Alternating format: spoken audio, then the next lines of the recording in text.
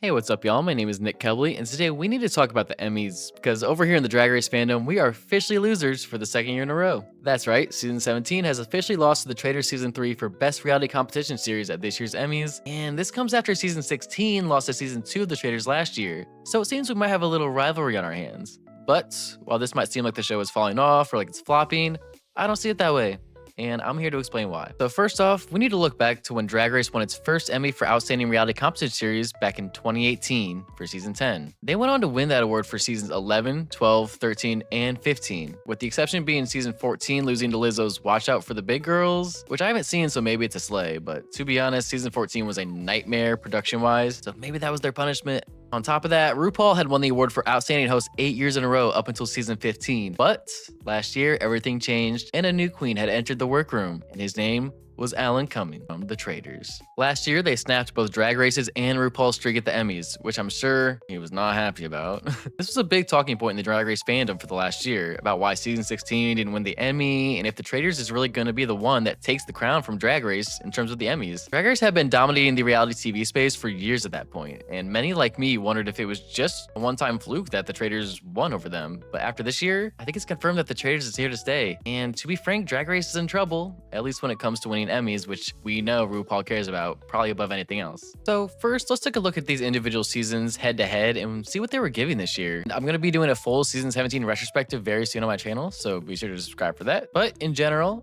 I would say that season 17 is a very good season of Drag Race, but not a great one. For reference, I think that season 16 overall is better than season 17. There are actually a few things that I think season 17 did better. For example, I think the drama this season was top notch in my book. There were so many good fights and moments, and the girls were here to bring the drama this season. I can say that. But what I will say about season 17 is that it does kind of fall off towards the end, and it has a pretty weak finale, which can leave you with a pretty sour taste in your mouth. In contrast, I think season 3, The Traitors, is paced very well and has a good amount of drama and juicy content throughout, which I would hope, because this show is pretty much built on lying and drama and deception, so it's kind of their whole selling point. And I'll say I was very impressed with season 3 of The Traitors, and this is the first season of The Traitors I have ever seen. Ironically, the whole reason I watched this season of The Traitors is mainly because they beat Drag Race at the Emmys last year, and because Bob was on it, of course.